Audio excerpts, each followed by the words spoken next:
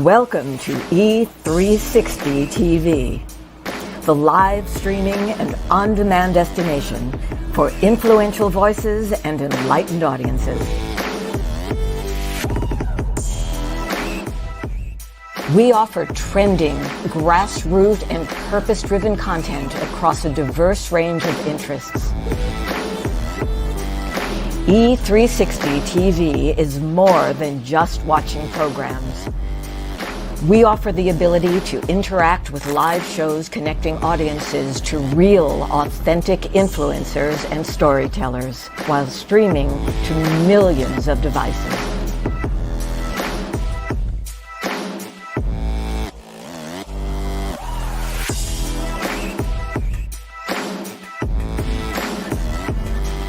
Real experiences. Raw conversation. One destination for it all. E360 TV.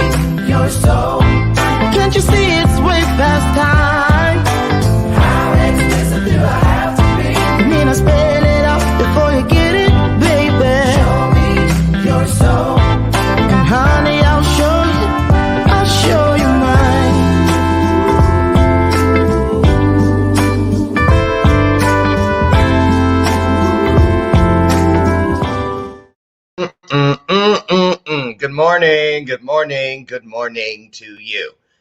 You know what I'm about to do. I'm about to hit the new bell of purpose for those of you. Huh? Okay, here's the old one.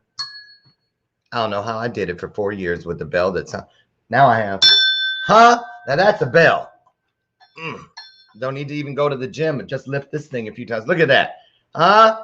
The bell of purpose. One of my birthday presents that I received from my husband, Brian, on the 4th of July when we were in Charleston, South Carolina. Got my Charleston hat on, one of the couple that I bought when I was out there. Welcome to today's installment of Bathrobe Moments. I'm your host, Lauren Michaels Harris, and today's the 15th day of July.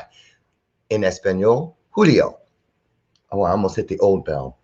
I think I just need to move it because I'm caught up in that. So I am so excited about today. It's still raining here in Chicagoland. Been raining all week, which I'm happy about.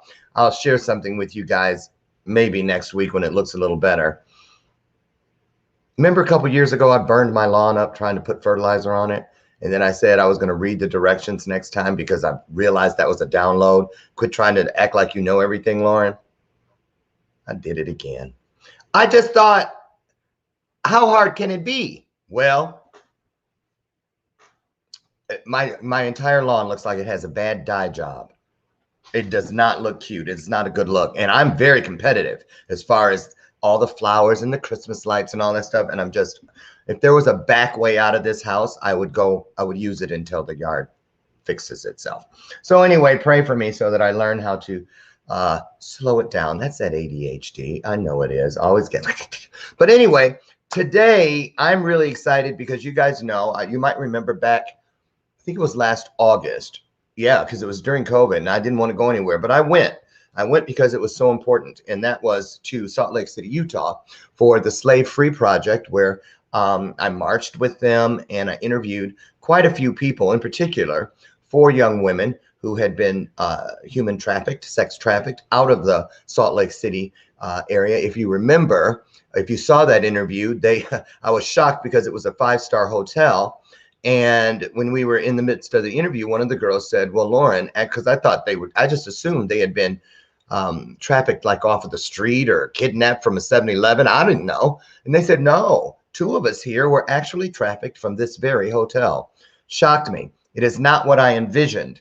Back in the day, before I had my own 14-year drug addiction, I literally pictured a drug addict as a person, with a syringe hanging out of their arm, greasy hair, no teeth, sitting out on the curb at the freeway entrance or exit. And then I learned that they look just like me because I ended up as one. So that's kind of what this thing is with trafficking. You guys might remember yesterday I saw in the news here in the United States, and it was on Jason Cisneros' page, where the state of Arizona has now officially passed a bill through Congress where anyone in Arizona who is convicted of child pornography, sex trafficking, or anything that has to do with any of that stuff automatically is given life in prison.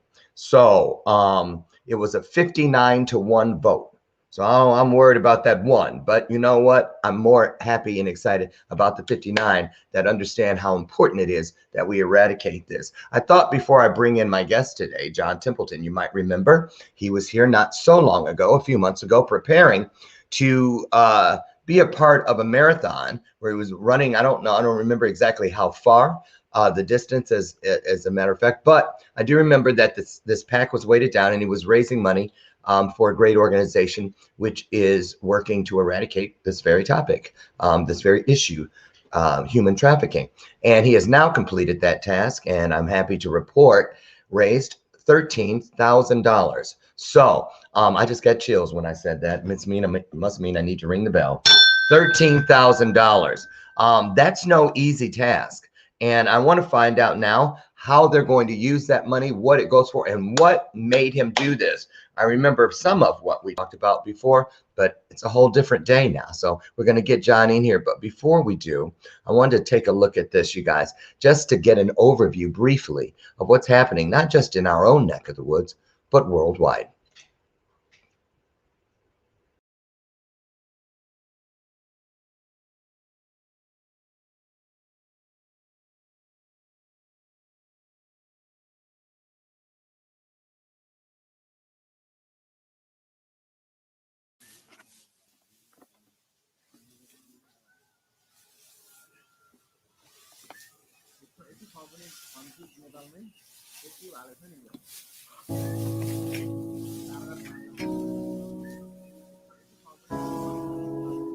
We all share the same world, but there's unseen worlds, different layers, and deep underneath, there's a world of brick kilns and gold mines, filled with tens of millions of people who are enslaved. We are going to open your eyes to see this world as we come face to face with slavery.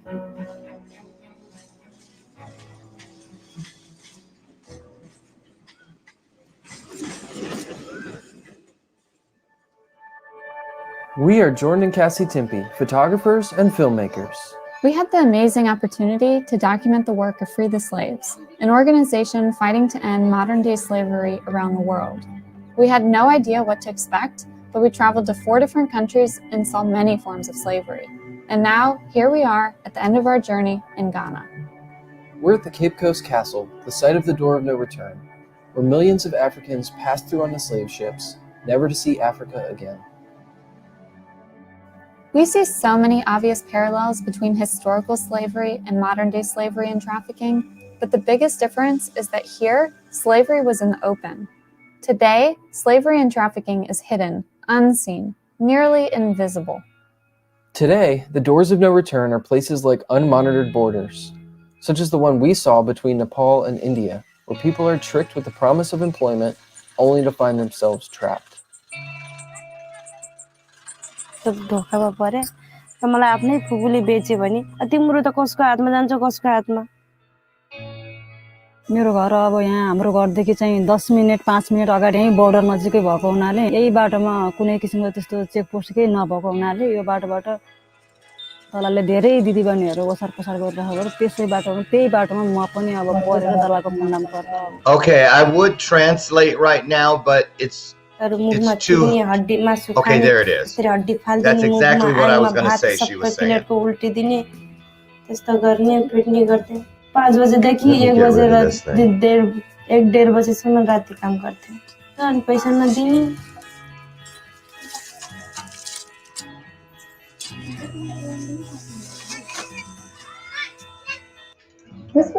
Okay, the reason I showed that little bit there was because, first of all, I wanted you to know about freetheslaves.net. What I love about that organization is that they don't just speak to one type of slavery. They opened my eyes to several that when you hear trafficking, you don't always hear slavery in there with it. And so as an African-American person, we're taught about slavery from the cradle to the grave, but never in a million years would I have connected the two and thought that it was happening all over the world, right in our own neighborhoods, right in our own literal backyards. So without further ado, I want to bring John in, and I want you guys to lean in today. Really listen up. Listen and ask questions. Anything you want to know about this, throw it out there. We need to do better, and I know that there are things that we can all do to contribute, just like John has done. So without further ado, put your hearts on the screen and put your hearts into this conversation. It's a big one as we bring to the stage our good friend, John Templeton.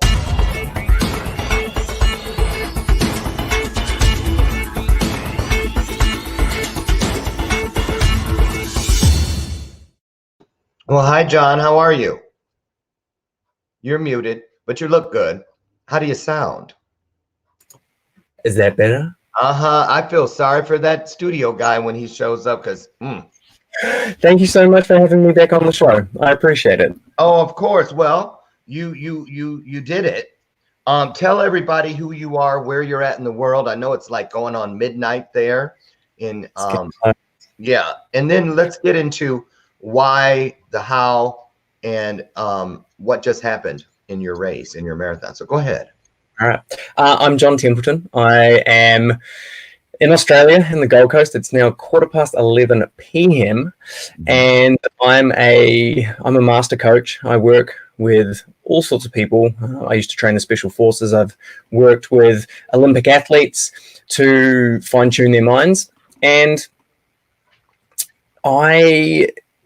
I'm passionate about children in general that haven't had a good or a fair start to life. And so I've supported a number of charities over the years. The recent one was Project Rescue Children. And similar to yourself, Lauren, when I saw and heard about what was happening, this is the question I ask people, is where does your family begin and end? Like, where does your family begin and end? Because I see the whole human race as my family. And when I heard about the child trafficking, the madness, I just couldn't sleep at night. So that's when I did my research, looked into it, and decided I would do what I could to support Project Rescue Children in ending child trafficking and human trafficking. I find that really interesting because, we can become so desensitized by just hearing it in the news and reading it and seeing it splashed across the papers and whatnot. But for it to really connect or jar someone like it did you to the point of becoming an activist, an ally to eradicate this horrible situation, really speaks volumes. So I commend you for that, because, a lot of us hear about things, but it doesn't mean we get up and do anything about it. And we need more of that. So how do you choose who you're going to support? like for instance, Project Rescue Children? Do you spread your time and efforts around different organizations, or is this the one that you found that you feel you can that is best a better fit for you? How did you come to that?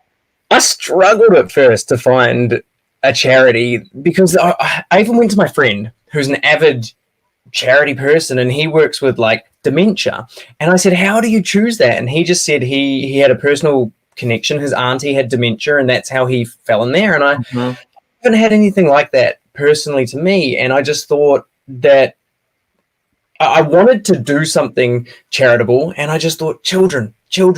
My thing had to be children, and I really wanted it to be children that didn't have an opportunity to be kids, children that didn't have an opportunity to even go to school or learn or just live a normal life. So that's kind of how I narrowed it down. It took a while. I worked with a foundation called the Little Angels. They built schools in Kenya. That was 2019. 2020 and 21, I found Project Rescue Children, and yeah, it just ticked every box that I was looking for, and yeah, the rest is history.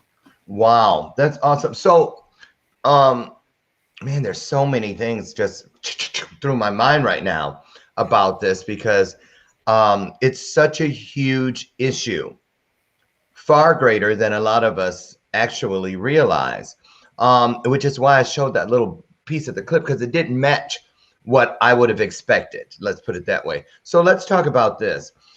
First thing I want to know is, why not just write a check to Project Rescue Children? Why go to the extent that you did? What's that all about?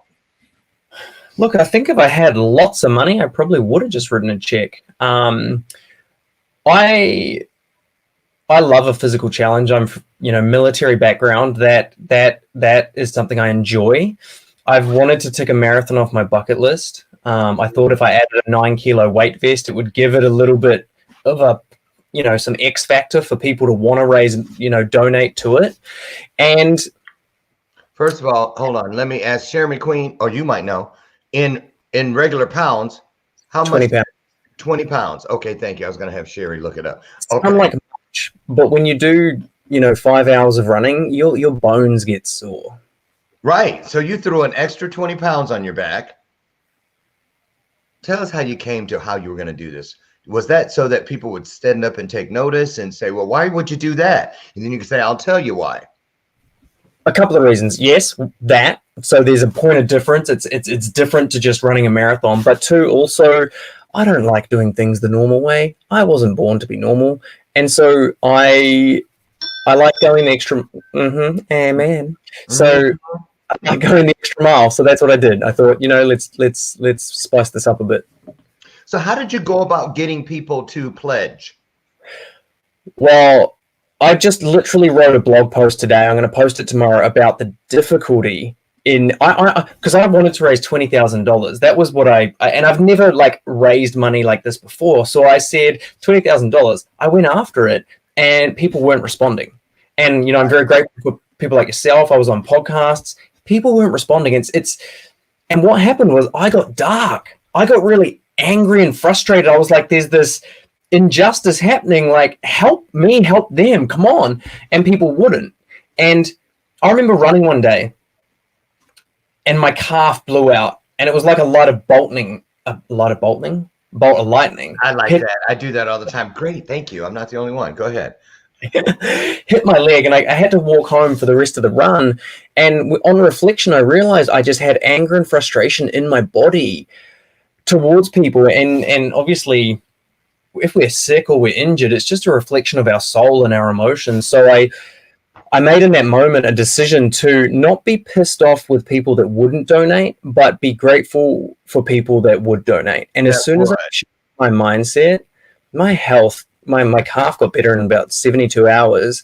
And I enjoyed the process of raising money a lot more than struggling and grinding and being dark at the world. It actually became like, hey, I'm grateful for the people that do it. And it took a lot of pressure off me. It made it more enjoyable.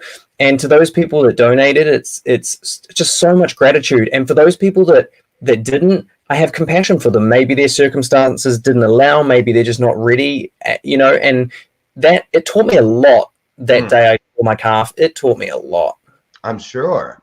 And I totally get that because, I have my nonprofit, the Power of We Symposium, and, I put a certain amount of my own money out there first before I go out, knocking on doors, because I want people to know that it's as important to me as I say it is. And also, this ought to show you that what I'm doing with my own money, I'm not just asking you to do it. I'm stepping up first. And so, and the reason I came to that was because of that same pushback. And I was getting pissed. You said dark. I'm already dark, clearly. But I was really getting pissed off because I did not understand how people could look me in the face and go, oh, they're with you until you get to the need. And you say, well, can I count on you?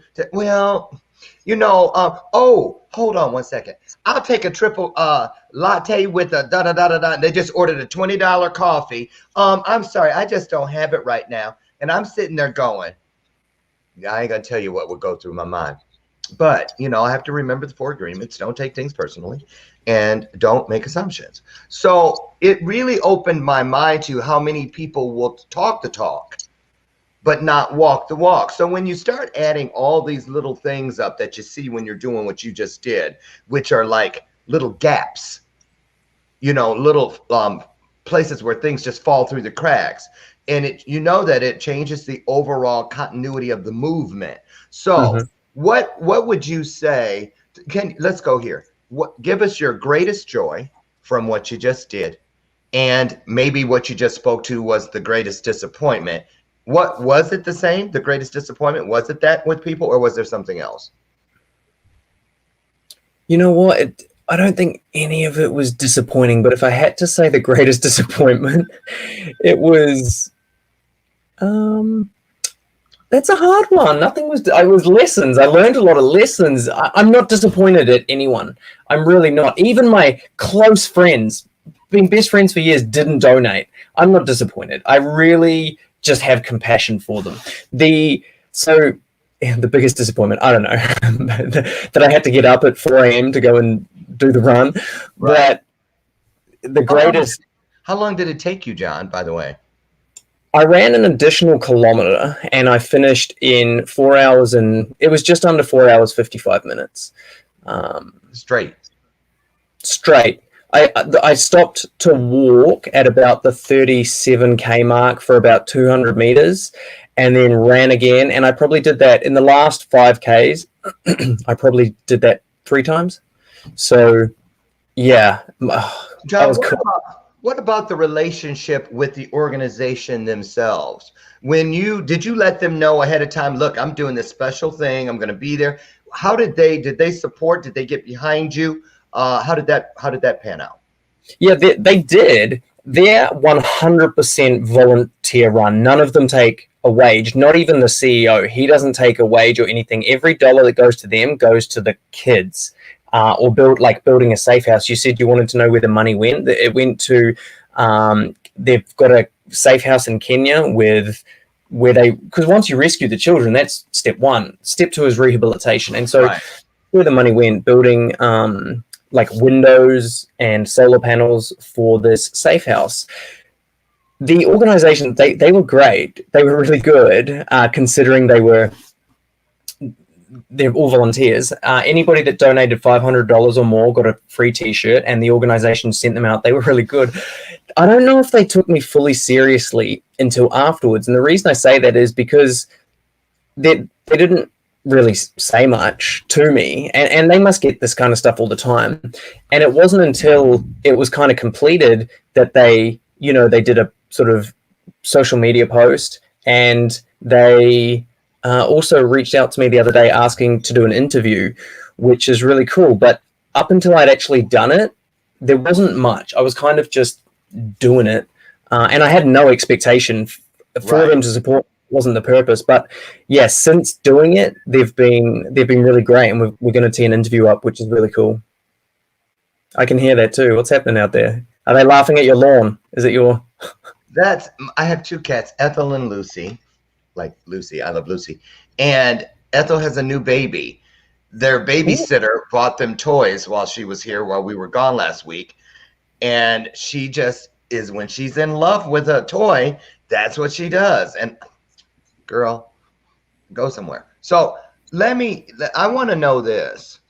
And I get it. I can imagine that the Project Rescue Children people get a lot of over-promising and under-delivering, because people always, oh, yes, I was an event planner for 26 years.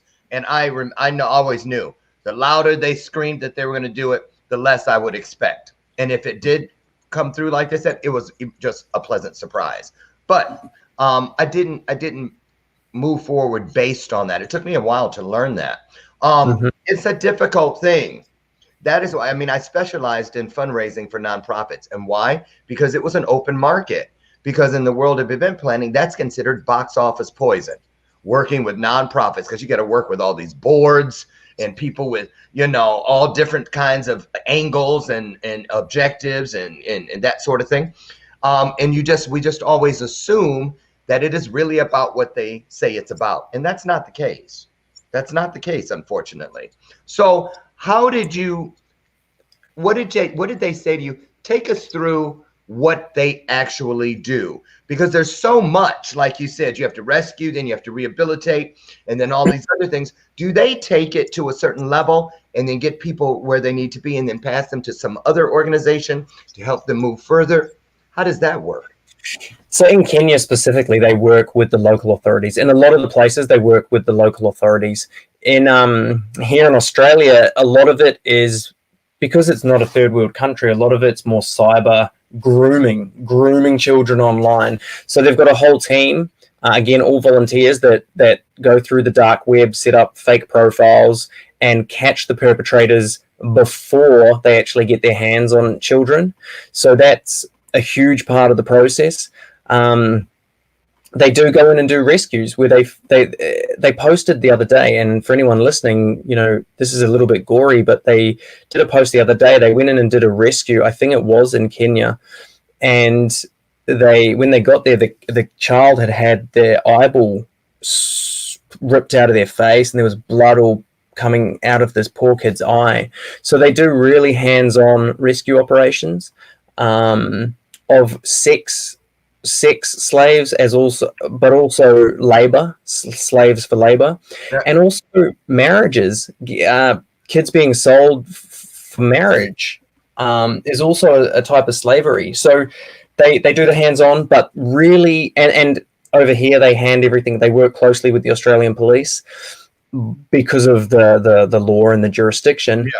But a lot of it, which is really good, is stopping it before it happens. That's obviously what we want, and then kids and humans are safe. Yeah, and the dark web and this whole entrapment, setting up fake profiles is a big part of what they do. So, John, when you went in saying, okay, let me check this out, I might want to help, was there anything that you found that you did not know that really shocked you and went, what the hell? I think the statistics blew me away a little bit. And please don't quote me on this. It is the second largest illegal trade on earth behind the drug trade. It's the fastest growing, so it will soon outgrow the drug trade. Mm-hmm. And yeah. I believe in America, it's something like one child a minute. Yeah, one minute goes missing, which when I heard that, if you go to the Project Rescue Children website, there's a lot of data on there. It's ridiculous. And there are children as young as 3 years old being raped multiple times a day. Like, who in their right mind can go to sleep at night knowing that's, happening? I'm not saying give all your money to it, dedicate your whole life to it. I'm just saying it should matter. It should matter. And it's right. Beautiful way. One ear and out the other. And anyway, you want to go to the mall? And that's what you see happening. You go, oh, isn't that awful? Anyway, where do you want to go tonight for dinner? Just like that. People say if it doesn't affect them, then it's not really a problem. And I mean, each to their own, and that's your belief system. That's great, and that's cool. It's not how I operate. If there's someone that's being hurt or affected, and I do have the ability to make an impact, I'm going to help.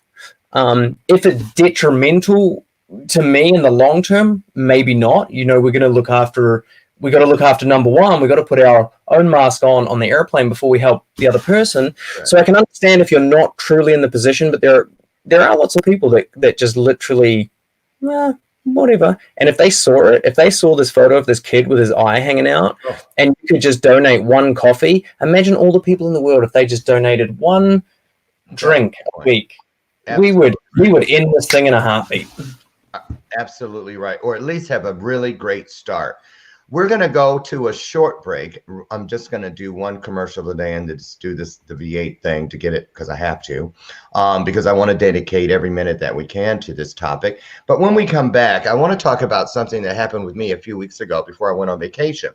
I got pinged into a clubhouse room through my friend Jason Cisneros, who Slave Free Project, I mentioned at the top of the hour. And it wasn't his room, but he was a moderator, and I was listening.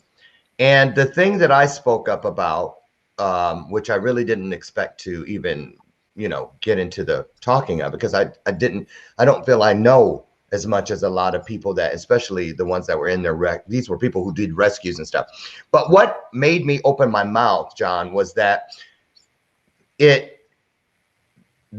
they would speak to the people who like set up the capture, who like actually provide the places for them to bring them from point A to point B and hire the people and all that, they were referring to those people as customers. And I think it was customers, yeah. And the people who are the go-between, not the person who says, oh, I want that child, but the person who says, here's what I got to offer. And now the person on the far end, the buyer, you hear all kinds of things. Perp, child molester, pedophile, and that's in the free world. If you were incarcerated, those people aren't even safe there. Okay, every place, if they move in your neighborhood here in the States, they've got to register. It's like, oh, you don't want that name on you. You don't want that title. But these customers were sounding like they were just regular entrepreneurs. And I wanted to know, well, why isn't there a name that should shame them? They should be called something, in my opinion, that no matter where they are in the world, in or out, over there, over here, that if it's associated with them, they want to be any place but where they are at that time. And we're going to talk about that and who these people are and what they look like, because it's not matching what you would think. That's what I found out. That and more when we return. You guys, don't go away.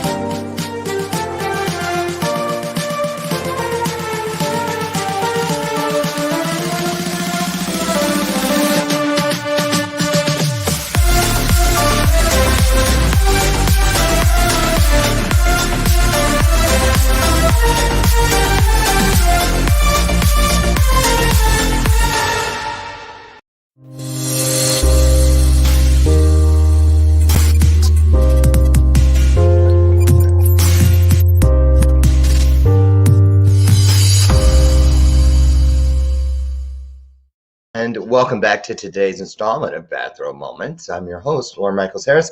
We are in the midst of today's episode with our guest, John Templeton, talking about child trafficking and focusing on the nonprofit that he just raised $13,000 for. Project Rescue Children. But before we bring John back in, I just want to say this. If you are a person who's addicted to soda, pop, Kool-Aid, power drinks, any of that sort of thing, you know, I want you to consider doing better, right? Being the best version of yourself. I was one of those people hooked on Diet Coke, but then I have changed and I like it. This is one of my new sponsors. This is V8. You will see, if you drink 1 can of this, you will have 2 vegetable servings per can. There is a total of only 60 calories, and it is 100% vegetable juice. So after or before, the choice is yours. If you don't want the guilt, you don't want all of the preservatives, you're trying to do better, take great to greater, strong to stronger, bright to brighter. Think about it before you go, oops, I could have had a V8. Just pop the top and make it a part of your life. V8. Get all your vegetables in 1 can. So, okay, John, we're back. So one of the things I was saying was I was in that clubhouse room, and one of the girls was talking about when they did a rescue, there was a bust before the rescue. To get to the rescue, they had to make the bust.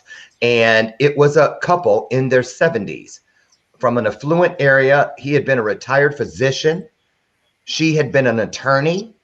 And they were the people that were in the middle of getting these kids and getting them to the perps. I couldn't believe what I was hearing. Talk about that. Did you learn anything about who these invisible people? We hear about the victims. We hear about the people that do what they do to the kids, but you rarely hear anything about the people who make it possible. Yeah, so I actually, in my blog post I was talking about earlier, I deleted it out. I put it in, but I deleted it out. And I said it's the currency of the wealthy. No, I said it's the currency of the elite. And there are, you know, pedophiles are the people that can do damage to the children physically. But then, like you said, you've got everybody else that's involved in the supply chain. And because a child is you know, a slave ultimately owned by someone, sold or leased out, and you have pedophile tour groups where a group of pedophiles goes to a country on a tour and is guided around to rape children. Right. And the people that they're running a business, and I'm sure I've not heard of this 70-year-old, you know, couple. To a lot of people, it's logistics, it's business. They don't have to see it or anything. How? They own it, and I think people do it? How do they go to sleep? That scares me. That I could be at a Rotary meeting or having dinner with, it's cultish, you know. And so why is this still such a big thing? What does it say about the mindset of people in general right now in this world? What do you say to that? Yeah, I mean, my work is with people's mindset. I'm a mindset coach. I work with people with trauma. I work with, you know, as I said, elite athletes, business owners, really any form of, you know, not getting what you want in life, not succeeding, it comes down to some kind of belief system you have, some perception, which is conditioned into you from a past event. And so there is evil in the world. Like, good and evil are two sides of the same coin. In order to have good, we must have evil, and it exists. It exists at the moment. It's pretty rampant, and you know what? It's coming to the surface now, which is actually a good thing. It's good that there's more awareness. It's good that whatever your beliefs are and what's happening in the world right now, it's good that this evil is rising, because what it means is the more pressure, the more pushback. So the more this comes to light, the more this is seen, the more it becomes in your face. It's a good thing, because then the people will push back. And when I say good people, I mean evil dominating at the moment, but it's putting pressure on the good, and the good is going to push back. The world that comes after this chaotic bullshit breakdown we're going through now is going to be one of benevolent. Like, it's going to be a beautiful world. So evil does exist. It's on its way out. There are too many good people, and the consciousness of humanity is rising. We're actually past a critical threshold where there's a man named Sir David Hawkins. He's passed now, but a lot of his work, he was like a psychologist. And then he got into the spiritual side of things and became a spiritual teacher and an enlightened being. And one of his books is called Power versus Force. And one of the core things I remember in there was him saying that we have crossed the critical threshold of consciousness now, where ultimately people have got out of the fear mentality, the greed, the destructive mindset where there's separation between us. And numbers wise, there are still more people that are below that threshold of consciousness. However, the people that are above it, it's like exponential. So it's like 100 to 100 people below the threshold is equal to one person above it. So there are enough people above it now to cancel out below. So that's why this is happening, because there's a breakdown of the old system and a new system is coming in. Wow, so much. I want to ask you about this next issue. Did you learn anything about what part of the world is more saturated with this issue, or is it spread out everywhere? Were you surprised when you learned of some of the places that are hotbeds, if you will, for this trafficking epidemic? I am surprised at it in general, and yes, where it is, even just like you said, around your neighborhoods, there are people around the people watching this now that are involved with this criminal activity, right? And are victims of it. And in general, it's third world. It's money. It's money. It's third world.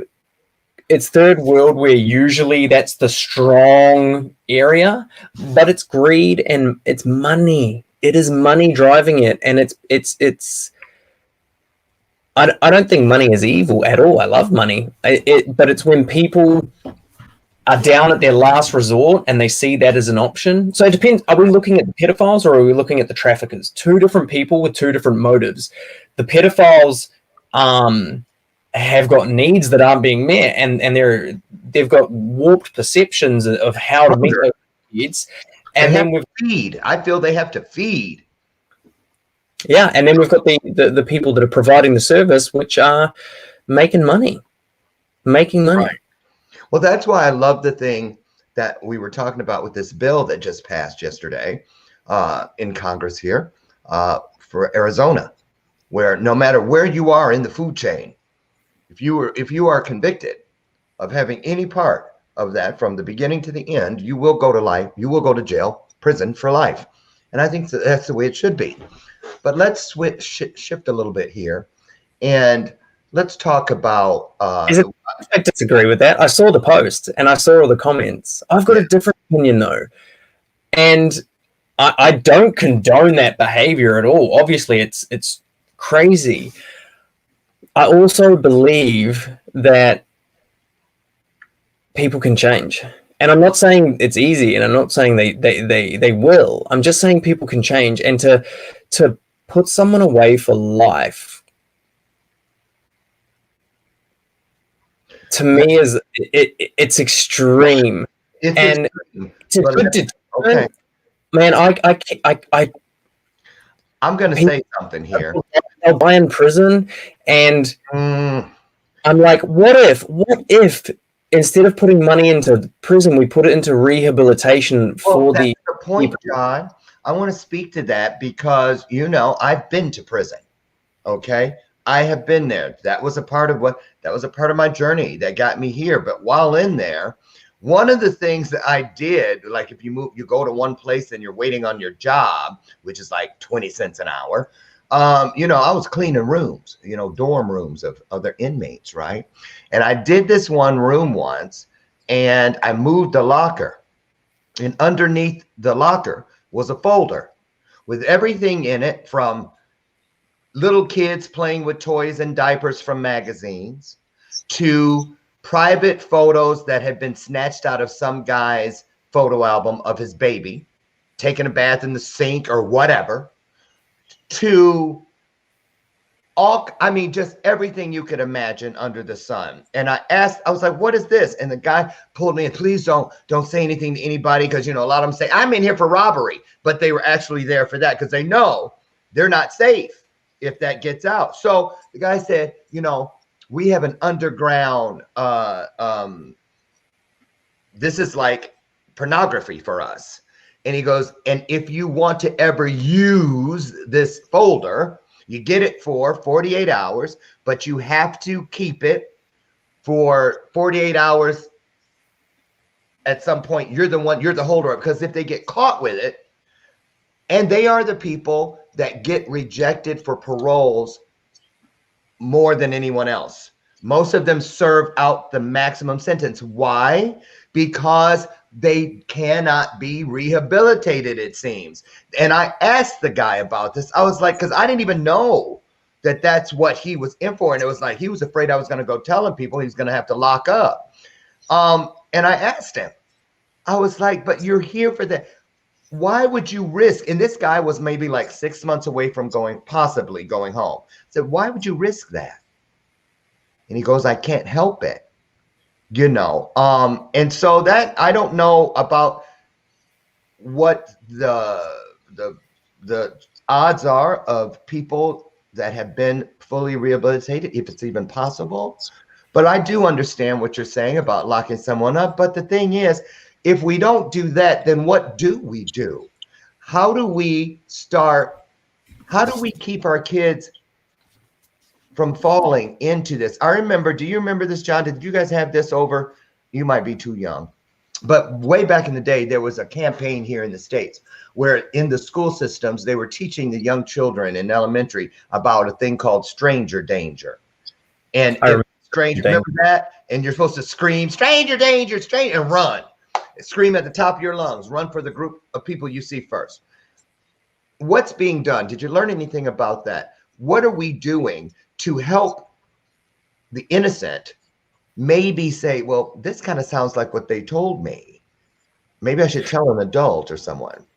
Yeah, well, look, Adam Whittington runs Project Rescue Children, and he is a big believer on life imprisonment, cannot be rehabilitated. And I think that's a common theme in the circle of like, this cannot be rehabilitated. Understanding human psychology, I just can't agree with that. Believe me, the people that do this have got massive problems, and putting them in jail is a very safe place for everyone else. I'm just saying life, your whole life, because you've got this addiction, wherever it's come from, and you've done some horrific things. I just believe in second chances. I really do, because I've had mine. I've been fucked up as a kid. I've done fucked up, and I believe in second chances. And I if I could like think of something off the top of my head, that I'm not, the only reason I'm in this space is to help the children. And if I can do that, I feel, you know, it helps me live the life of purpose. I'm not an expert. Leave this to the experts, but I would say there are other ways that you could do it that involve rehabilitation. You know what some people might say about that mindset, John? Whether it's even with like ankle bracelets on, or that are monitored or tracked, and I don't even know if there is a rehab system to me, it's an addiction. And as humans, we have needs. When we're children, if those needs aren't met, we form perceptions in order to meet those needs. And so needs for love and connection from our parents, needs for safety from our parents, needs to be important and to be special. We have needs. And when those needs aren't met as a children, we become fragmented. We lose a piece of our soul. And we build our personality and our identity based off of these events when we were young that caused us to fragment. Now, some people, we all need love and connection. We all need even stimulation. We need safety and security to a degree. And these people, any habit, you look at smoking, it's someone's looking for certainty. They're looking for relief, so they smoke. Alcohol, you're looking for to escape reality. So if you go to the gym, maybe you go to the gym and hang out with your friends because you're looking for connection. Every activity we do is we're looking for a feeling that we're missing. And so the pedophiles, well, the traffickers, they're looking for money. Again, that's safety and security. If you boil it down, that's what they really want. Exactly. They've just found a vehicle to do it, which is really detrimental to other people and themselves. And the pedophiles, they've found a vehicle, I'm guessing, to get love and connection, or to feel dominant. Maybe it's to feel dominant. That's a human need, to feel significant in some way, shape, or form. So it's the vehicle that they're choosing to do it with, which is fucking them up. The need, you know, you've got your own show because for many reasons, and unconsciously or consciously, one of them is you get to be special. You get to host the show. You get connection. You get friends. These are our needs, and it's how we meet those needs. And I just can't see that it's not like rehabable. You look at, most people just need a fucking cuddle. Most people just need to be loved and accepted, and maybe these people just need to be fucking loved as a child, and if not as a child, as an adult, they need someone to talk to and listen to. I don't know. Here's my thought process, John. I'm gonna hop in here. Because of a variety of reasons. 9 abusers in my 22 homes, and not all of them were men. 2 of them were grown women. And I'm 59 years old, and I was 9 years old when it started. So I've got 50 years of this with me. And I just want to say this, we say what you said about the rehabilitative aspect of the pedophile or the person with the addiction. What I like about this Arizona bill is that it makes it harder for the pedophile to receive what they need. I mean, it was easier for them to catch them when they had to go out and stalk their victims or whatever. But if you've got these people who are moving about as conduits, if you will, virtually undetected, it makes it easier. The pedophile can stay in a dark place and wait for the child to be delivered. Now, if these other people, they might want to think twice. If you've already got a shitload of money and you're just doing this because you're greedy or you like the power or whatever it is, maybe some of them will think twice and get out of it because they don't want that to be their legacy. You see what I mean? I think they should be just as afraid as the pedophile, if not more. Maybe that's what they need to do. Make the people who make it easy for the people that can't help themselves. You see what I'm saying? Because they don't even have a name that brings shame to them. They're called customers. How in the hell are they called customers? I don't know. It doesn't even make sense. Doesn't make sense to me. It doesn't make sense. So let me ask you this. Now that you're in, okay, this is the first time I'm assuming that you've actually raised money for trafficking. So, and you've had other things you said that deal with children. Do you feel, so now what?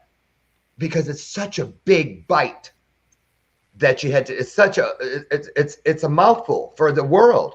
And a lot of people say, well, what can little old me do to make a difference in such a huge problem or issue?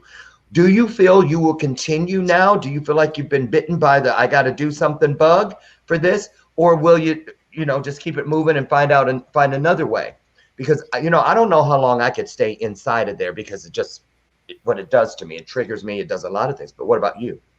Yeah, I won't change charities. I'll still support Project Rescue Children. Will be my charity. I still have monthly donations going out. Okay. So I'm into that, but I don't get into the darkness personally.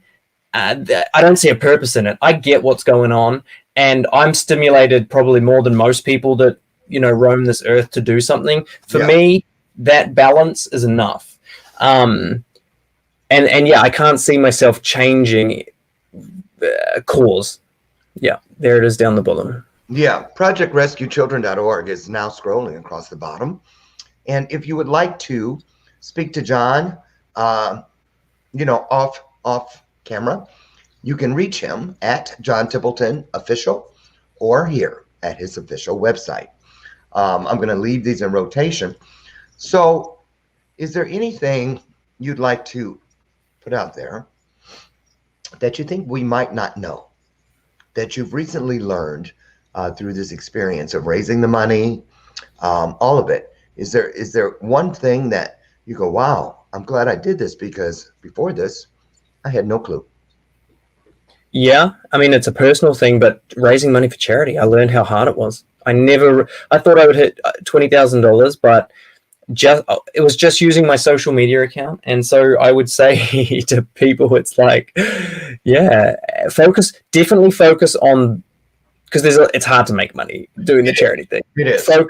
Focus on the beautiful people like yourself, Lauren. Focus on the beautiful people that donate. Make that the focus. And honestly, $1. If you start a course, start a GoFundMe and raise $1, you've fucking done more than 99% of the people. So I would say you can do something. Absolutely. Share this video. That's doing something. Imagine if everybody on earth just shared this and gave $1. Exactly. I always say a little bit of something will bode better than a whole lot of nothing. So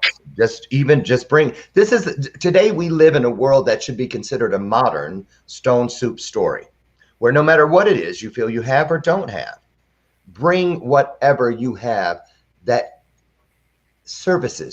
is of service to you and can be of service to others. You might be surprised how needed what you have is. You won't know until you're standing beside the person who's been looking for that very thing. I just want to thank you, John. You've given me much to think about.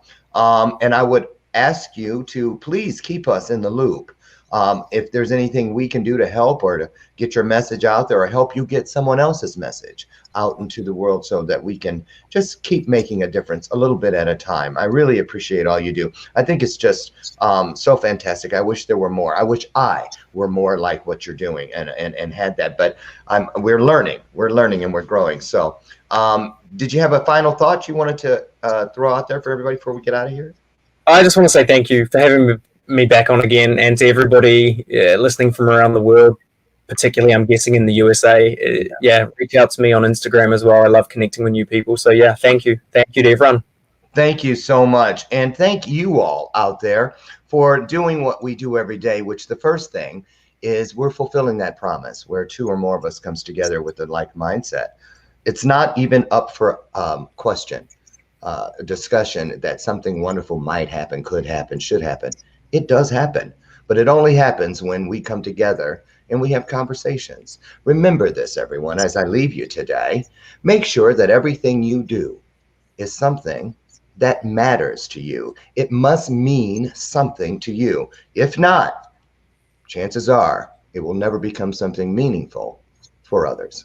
I'm Lauren Michaels Harris. I want to thank you for being here today and sharing your life with me. I'll meet you tomorrow morning, God willing, right out front on the front porch, and we'll do it again. I'll meet you for our next episode of Bathrobe Moments. And John, God bless you. You're just a joy. Just a joy. Thank you. Get out there, you guys, and be the blessing you'd like to receive. I'll see you tomorrow. Bye-bye.